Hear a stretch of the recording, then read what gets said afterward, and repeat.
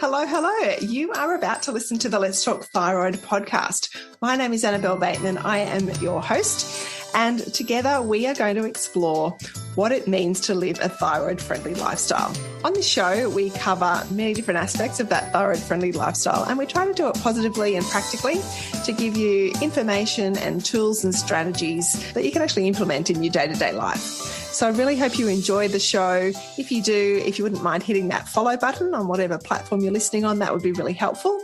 And if you want to connect with me, the best way to do that is through my website, which is annabellebateman.com. The information presented and discussed in this podcast is not intended to diagnose, treat, cure, or prevent any disease and should not be used as a substitute for proper advice from a qualified professional. Welcome to 2022 and the Let's Talk Thyroid podcast. Really thrilled to be back after having a couple of weeks break over Christmas and New Year. And I hope you've had a break as well and maybe caught up with some of those older episodes that you might have missed. There's lots of them now. I can't believe we're about to launch episode 56. So there's lots of great information there. Even if you go right back to the beginning, the first kind of 10 to also, I like to say the 10 or so episodes are foundational. So if you're new to the whole idea of living a thyroid-friendly lifestyle and that diet and lifestyle can supplement medication as part of really living a fabulous life, then I highly recommend you go back to some of those earlier episodes just to get some of that core information. 2022 is going to be an exciting year. This is the year of the release of my book, my thyroid book, which is called Kiss and Make Up with Your Thyroid. And I'm really thrilled about that you'll definitely be hearing about that a lot throughout throughout the year, I suppose. But I'm hoping that will be released in the first quarter. Just got to get onto all the layout. That is my next job. So that is exciting. Plus, I've got lots of people to interview. I've got a couple of interviews I've already recorded actually before Christmas to release over the next month or so. You're going to love them. And I have a whole list of people that I still want to talk to and episode topics to cover. So I think you're going to, we're in for another year. You can expect podcast episodes to be released fortnightly again. So starting today, when you're listening to this, which will be a Thursday, they'll be coming out fortnightly on a Thursday. I do send an email at the same time that I release the episodes on that Thursday. So if you want to get reminded that the new episode is out, well, you can do two things really. One is you can follow the podcast on whatever platform you're listening to. So whether that's Spotify or Apple Podcasts or Google Podcasts or on YouTube, you can hit subscribe or follow whatever it is on that platform so you don't miss an episode. But you can also join my email list because I do send an email once a fortnight. And I send emails from time to time on other thyroid topics, or if I've got courses coming up, which I will have the Kickstart Your Thyroid Friendly Lifestyle course running again in February, so stay tuned for that. And of course, you'll hear all about new release information for the book on the new email list. So if you just head to annabellebateman.com, you'll find links to sign up to the newsletter. So that is my 2022 intro. Okay, so let's dive into today's episode, which is a conversation I had with Lynne, who is a member of the Let's Talk Thyroid community. And when I asked last year for volunteers to share their thyroid story, Lynne put up her hand, which I'm incredibly grateful for her and for all of you that are listening that have shared your story on the show.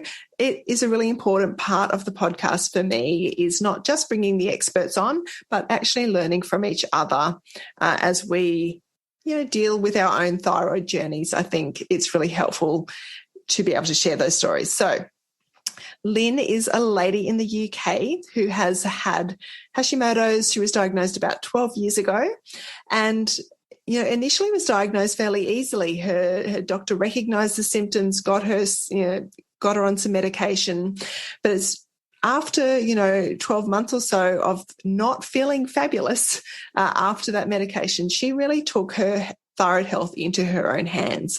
So Lynne was able to do some research, find out some information, some other ways of managing her thyroid health, and that really made a significant difference. And so she has been able to, over a period of time, go through lots of thyroid healing, come off her thyroid medication.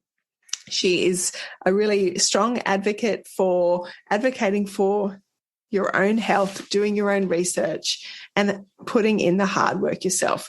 Now, you're going to love Lynne and the conversation that we have. Stay tuned for her passion for swimming in cold water. You're going to love that bit.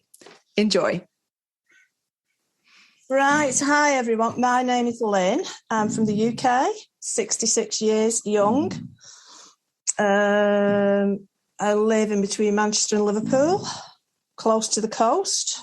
And this is my thyroid journey. Yeah, I'm really looking forward to digging into it because I know, when I asked in our Let's Talk Thyroid Facebook group if anyone was willing to share their story, you were very kind in putting your hand up and saying thank you. Yeah, I'm sort of through mine. So it's sort of like brought up what I actually went through. Now I had to live through it again, telling you about it. And I thought, oh, God, forgotten about that. Oh, yeah, forgotten about that too. But no, it was good. It was good. It made me realise how actually bad I actually was at the time. And I'm more fortunate than some people because I've not had it as long as a lot of people. Yeah. Or had I? That's the big one. Yeah. So it's amazing, isn't it? Sometimes we feel like, when you're in the middle of it, it feels like it's never going to end. But yes, that's what you like. Yeah, I think your story will really give a lot of people hope. So why don't we start off, Lynne, by you just telling us a little bit about how you got maybe to be diagnosed with a thyroid issue in the first place. Like, what did you notice when you look back? Like, had you noticed symptoms for a long time, a short time? How did you get to the point of being diagnosed? I would say feeling depressed. Now, I am not that type of person to feel down. I'd put weight on, which anybody looking at me would think that I hadn't, but I knew I had because I got married and I had all my honeymoon clothes, and my daughter got married the year after and we were on her hen do. Now, I could not get into my clothes from 10 months ago. And I thought, what on earth is happening here? And then my mood just went really, really low. And I thought, this is the happiest time of my life. Got married in Kenya. Absolutely buzzing with happiness. Couldn't believe, just couldn't shake it. And did a diagnosis test for depression. And it said to go and see your GP. And I thought, what? Anyway, I just did not have any energy. When I was walking to work, I thought I could just crawl under a bush and fall asleep. And I thought there's something wrong. Anyway, I went up to my GP and he said he was 99% sure that I had an underactive thyroid. So started me off on the journey of the blood tests. Came back, did a further test, which proved I had Hashimoto's. And then I was put on thyroxine for a good while. Wasn't getting any better. I couldn't lose the weight that I wanted to lose. And he referred me to an endocrinologist in the end who sort of didn't really think he could do anything for me. And he said I ought to go on antidepressants. Went back to my GP and said, right, okay, let's give the antidepressants a chance. So for 12 months, I took these. And to be honest, I did feel a little bit better. And then I'd been on them 12 months and I was watching my dog ripping the bobble off my hat. And I was just thinking, oh, isn't that cute? And I thought, right, okay, this is time. I need to wean myself off these damn things. So I weaned myself off them. Went back to my GP and he said, Lynne, I knew you'd do it. I knew you would know when you were ready to come off these. And after that, I did my research and I found a lovely, lovely group, Recovery with T3, and it was Paul Robinson. And I was guided to do my own blood tests because I found NHS were not helping me. Did my own private blood tests and found I wasn't converting to T3. Can I just stop you for a sec and just ask a couple of questions? Because so it sounds like your GP was sort of right onto it at the beginning. You went with all the symptoms, 99% sure underactive thyroid. So that in itself is pretty that sounds good. But then, so you went on the standard medications. Yes. Yeah, that's sort of where it stopped, was it? So he was helpful in diagnosing you quite quickly, and getting you on some medication. But it sounds like it took then quite a couple of years by the time you went to the endocrinologist, went on some antidepressants, weaned yourself off before you started really digging in and doing some of your own research. Is that right? That's right, yes. Yeah, it's amazing how we all end up doing that. We all end up doing our own research. And so did you just, you came across this Paul Robinson and the idea of some, maybe T3 might be a problem? Is that what happened? There was another book. It was called Getting to the Root Cause. That was my first book that caught my attention, the root cause. There's always a root cause of anything. And this was tracing it down to your gut. So I thought, oh, well, this is interesting. And then I found Paul Robinson and I thought, right, okay, knock the gluten out for a start. So I did a good 7 years on a gluten-free diet. And to be honest, my levels did come down. My blood test was saying that I needed T3. So I sourced that. I had to go to, I think it was Cyprus for that. I had to order it online and get it. Oh, wow. You couldn't get it within England? No. They wouldn't have anything to do with it. They wouldn't prescribe it. And how long ago was that, Lynne? This is probably, I would say I've been married 12 years, so it's probably 12 years ago. No, they wouldn't prescribe it, wouldn't have anything to do with it. Because I went armed with all my bugs to the GP, blood tests, not interested. So you went with the private blood test that you talked, all the research. Yes. Okay. Wouldn't even look at them. Yep. And I came away and I thought, right, okay, here we go. You're on your own here, Lynne. So I'd already stopped taking the thyroxine ages ago. So I did tell him I wasn't taking it anymore. I'll look after myself. Thank you very much. And that's what I did. And then there was a big thing. I mean, it is difficult to take T3 because you've got to do your pulse, your body temperature, and it's got to be so accurate. You can go hyper, you can go high. It's very, very, very technical. But I did it, and then my body ended up not needing as much of the T3 that initially I needed. So I ended up reducing until I was on none of it. Didn't take any. Still on the gluten-free diet. And I thought, well, I feel absolutely amazing here. And I was on no medication whatsoever. And then it was only when speaking to you, and I thought, well, what have I been doing the last 7 years? And that leads you into your next topic, which was cold water swimming. Yeah, so we'll come to that because I think that what have you been doing? And often, I would say at least up to that point, and probably now, you've been being your own health advocate. I mean, to go to the point of ordering medication from Cyprus, not getting any help from your doctors, were you? You're obviously determined, but were you desperate? What? Yes. What? I mean, that's pretty extreme. I mean, not extreme. Well, it is fairly extreme. I mean, you certainly weren't just going along with your health system. You were really pushing the boundaries. So this group was ever so helpful, and Paul Robinson was absolutely spot on. I don't know. I think his group's disappeared. He was on there a long time. He did say he's not a GP. His book was Recovery with T3. He's healed himself, gone from the gut. And I've just more or less followed and read and thought, do you know what? I'm going to give it a try here. And And so before we get into what you have been doing to sort of maintain, because obviously you went through a long period of healing, you mentioned before you found a book about getting to the root cause. And so were you able to identify for you what the root cause was for you? Well, I sort of knew that it's got to be gluten in what I ate because I didn't eat a bad diet at all. But I thought, well, there's a lot of bread. Gluten is in a lot of things. Now, at that time, definitely not celiac at all. But at that time, there were no products that you could buy on the shelves 10 years ago, 12 years ago. You had to make it all yourself.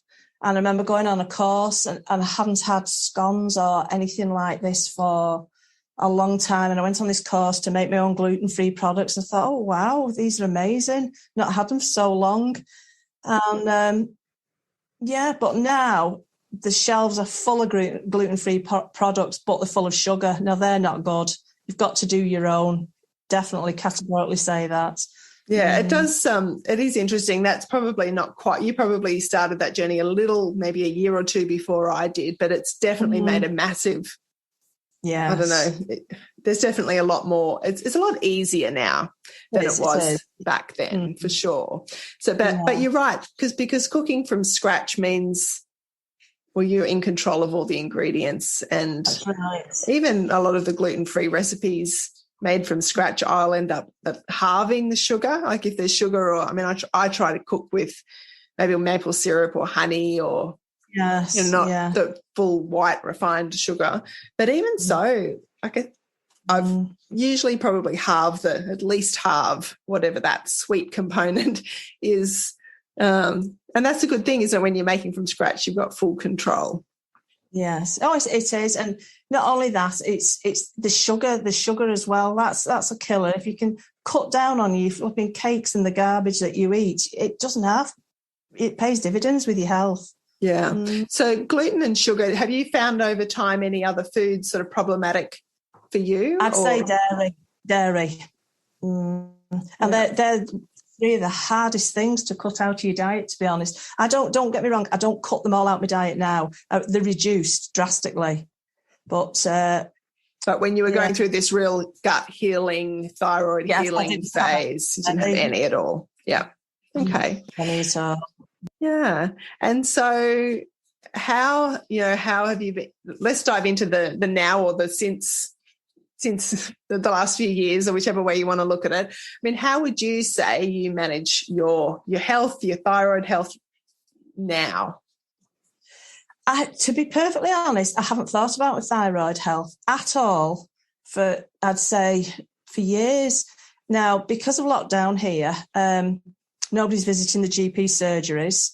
Well, I haven't needed to. Now, I had a phone call from my GP saying, we haven't seen you for 2 years. You haven't had any blood tests. And I said, well, hello, lockdown. I've not needed to go to a doctor.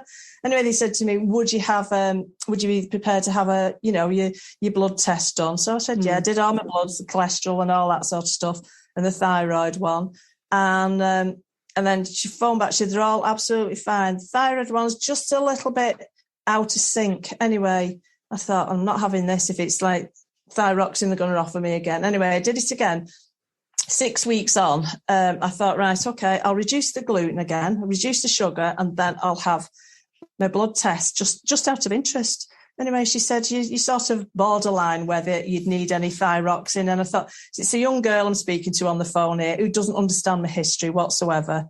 And she said, I think it would tip you the other way if you went on thyroxine. And I said, I said, thanks for the call, bye. And that was it. But I don't. She said, have you any symptoms? Do you feel cold? I said, no.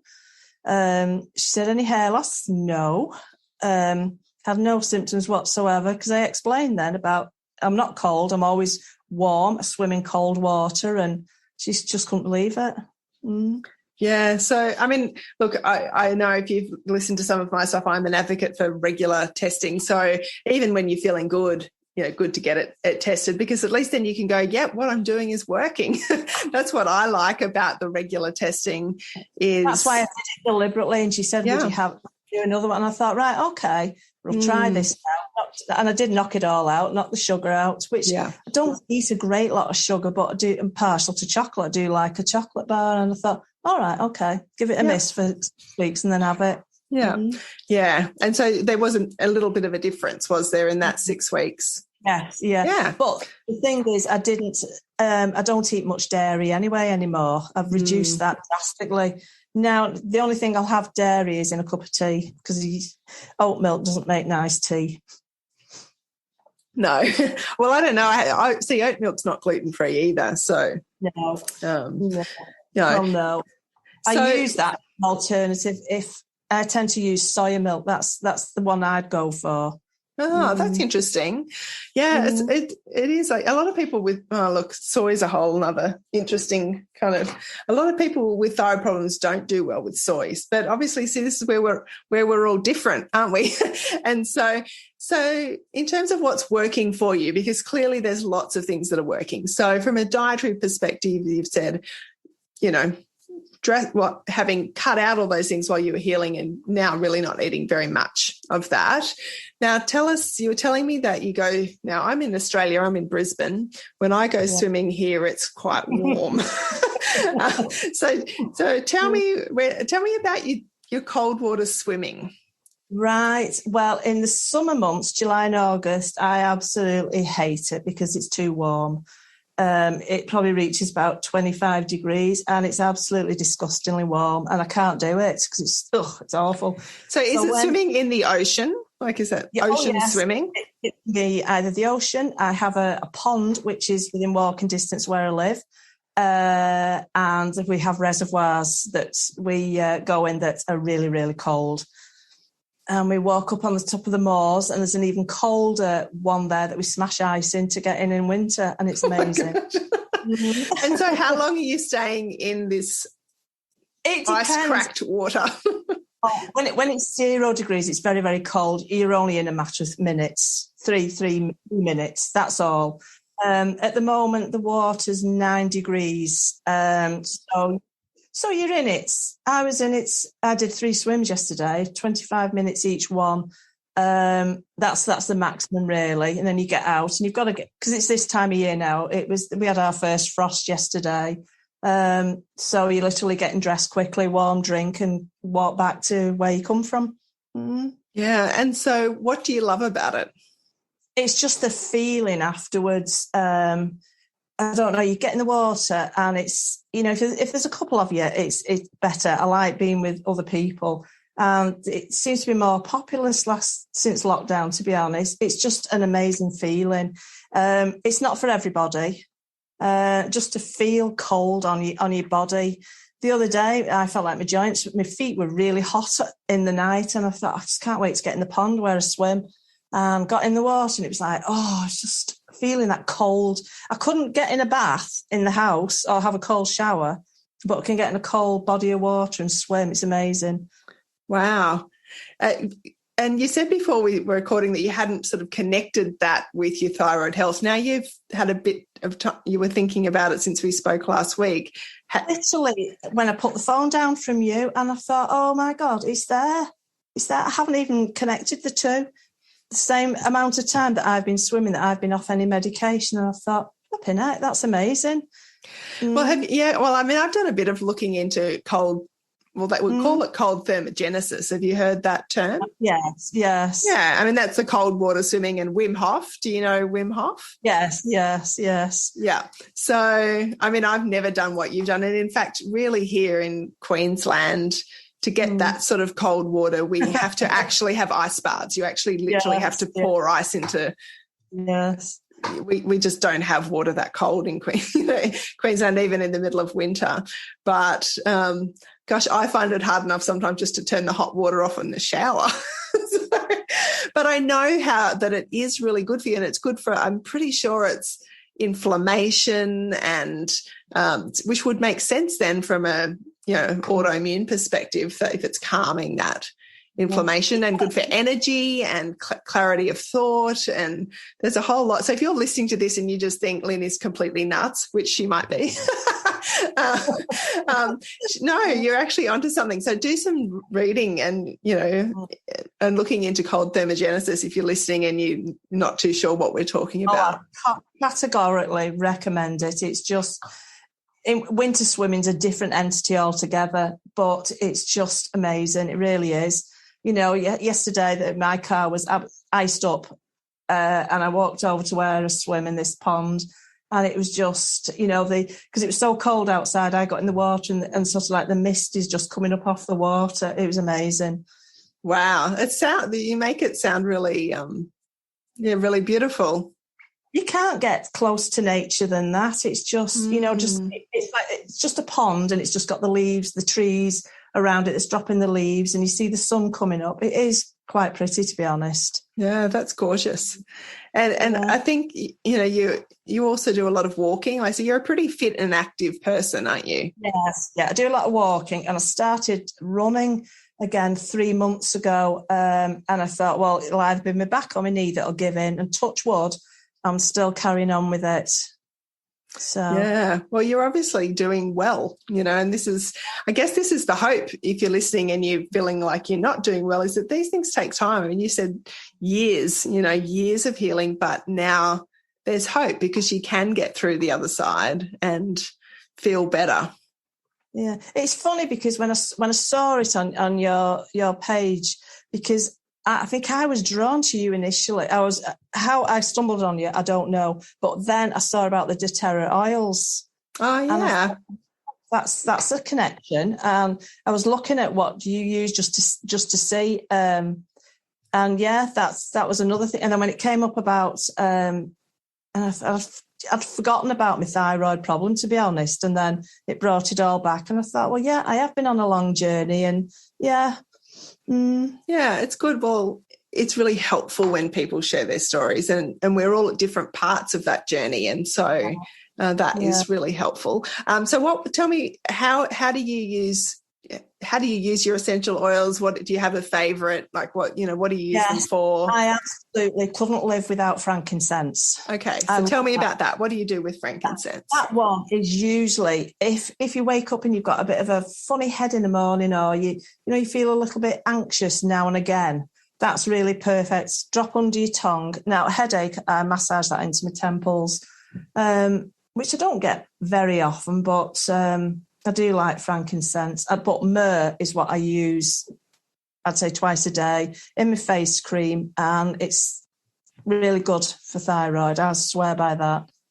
Yeah. So they're two really, they're old ancient oils, aren't they? Frankincense and myrrh.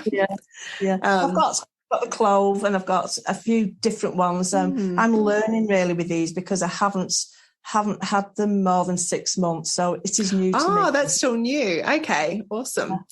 I do have, and I might have even pointed you to this, but sort of within the group, there is a recorded webinar that I did a little while ago on how I use my essential oils as part of that thyroid support. Have you seen that? Have I showed you that? I haven't seen that. Oh, no. Well, I'll have to after we've finished this. I'll send that to you. It's within the Let's Talk Thyroid. It's within the group, but because I think there's so many different ways that we can use our oils, and look, it took me. I've been using them for 5 or 6 years now. And that's, look, it's changed over time, but I started pretty much exactly how you did, with frankincense, lemongrass and peppermint in my facial oil. That's how I started using them. I bought only those 3 oils, and I just used them all the time. It's beautiful, isn't it? Yeah. And myrrh is one that I added in soon after too. I sort of had done some reading into that. It's a sticky one though, isn't it? It seems to get really claggy, and you can't get the top on it. Yeah, it's a resin, so it is. You're right, exactly. Lynne, is there anything else that you think you've done or you're doing that's helping your thyroid, or any sort of tips? I would say I've got rid of a lot of chemicals in my house as well. That's another thing, because I used to be a lover of the old shake and vac carpet stuff and plug-in air fresheners. Got rid of all those, and I use natural products now. The only thing that I can't replace is bleach, for the toilet. But I have found an alternative. I can't think of the name of it. I've not tried it yet, but I tell you what I found for the. Can I tell you what I found for the toilet? Yes. So citric acid. All right. And bicarb soda. All right. So about 2 tablespoons of bicarb and about a tablespoon of citric acid, just sprinkled around the toilet bowl and in the water. And then I sometimes will add like a couple of drops of an essential oil like lemon or eucalyptus. Wow. Certainly don't put your frankincense or myrrh down the toilet. That would be a waste of money. But, one of those cleansings, or don't even worry about that, and then let it sit for a couple of minutes, scrub the toilet bowl, flush it, and it works pretty well. Yeah. Oh, I've said about my husband. I have the deep blue because he had a hip replacement 3 years ago, and he loves the deep blue. Oh, I caught him sloshing it in the bath the other day. I said, "Oh God, no, no, no!" Yeah, you want to be careful where you get that. It's like a small bottle, and I thought, "Oh no." Yeah, so reducing that the toxins makes a big difference, and I love that you can use your essential oils for a lot of that. Yes, definitely. So, yeah, you're kind of doing the whole healthy lifestyle thing, really, aren't you? Yeah, get out there in the fresh air and just embrace it. And so, if you went back in time, or you had some advice to give to somebody maybe that's fairly newly diagnosed with a thyroid condition, what advice, have you got a couple of hot tips that you could offer? Reduce any stress that's in your life. That's a contributing factor. I swear it is. Stress. I had a lot of stress in my life running up to this. After I've thought back on it, and I thought, stress, it's not good for you. But definitely listen to your body and just, I don't know, you've got to fight for what you believe. Yeah, just do what makes you happy at the end of the day. Not everybody can get into cold water, because I have a friend who's swimming. Yeah. Hands in the air and her shoulders around her neck. But when she's been in and she's swam, she has kidney disease, and when she's been in and she's got out, and she said, "I feel amazing." And she mentioned this to her doctor. She said, "Am I doing my body any harm?" And he said, "Categorically no, because you're encouraging the blood supply." He said, "Keep what you're doing." Yeah, well, look, I reckon if you're in the middle of England and you can swim in the middle of winter, that is more power to you. I know. I just love it now. It's getting cold. I just couldn't wait to get out the other morning. I thought, oh, it's just freezing. It's lovely. Yeah. Yeah. And Lynne, is there anything else that you want to share with the audience? Anything that I haven't asked you that you think that they would like to know or benefit from knowing? I can't think there is. It is. You have got to do your own research. There is not one size fits all. I go through it really, really bad, and it's only when you look back at it and you think, "Oh God, that was an awful time." But there's light at the end. There really is. But I do swear you've got to do your own research. You have. Yeah, and you've kind of got to do the work yourself, don't you? Oh, definitely. Yeah, you can't outsource your own health. A lot of people are quite happy going along to the GPs and taking a tablet and doing what they say, but if it's not working, you only get one life, don't you? Yeah, well, I think that is a fabulous way to wrap up, because you're right. You only get one life, and look, you seem to be making the absolute best of yours, Lynne. So I want to say a massive thank you for sharing your story. Not just with me, but I know that there'll be people listening that will relate to what you've said in a way that is unique to your story. So I really appreciate you. Before we have this conversation, if I'd have made, I'm going back a few years now, if I'd have made an appointment to, say, go and see a friend in, say, 2 weeks, and I wasn't feeling it, I'd have cancelled it. Now, for a split second, I thought, "Oh, can I do this last Friday? Can I?" And I thought, yes, you can, Lynne. Do it. So you can. You can. Yeah. Well, thank you. I've enjoyed it. It's fabulous. Yeah, good. I think there's often people have said that they find it quite empowering to share their story. Yes, So there is something sort of liberating about being able to. How people connect, though, isn't it? Through, how you connect to somebody, and it's little things, and it's yeah. Do you know my very, very first trip when I was at rock bottom, I found a reflexologist local to where I live, who and I found out that reflexology is good for thyroid. That was my first step, and I have since found out they were a set of twins. One did reflexology, one did what do you call it, where you do toenails, chiropody. So I found her, and then she recommended another lady who did aromatherapy, massage, and what have you. They were another set of twins in the next village. I spent a lot of time with them having hot stones and various treatments. It turns out these two different sets of twins both had thyroid problems. Ah. First set, she just went to the doctors and was on medication. And then the second bunch of twins, they used to get the natural from America. And I haven't seen them for some years, but is it funny? Yeah. Look, I mean, but there's 1 in 8 women have a thyroid problem at some point in their life. So really there's a lot of us around when you start talking. I think one of my vainest things that I didn't like was losing all my hair and my eyebrows. Yeah, they've all grown back. Well, I've got some tattooing in there. Oh, well. When you get older, you can't see anything. You're going to get eyebrows up here and down here. That was a treat. So I thought, no, I'm having them done.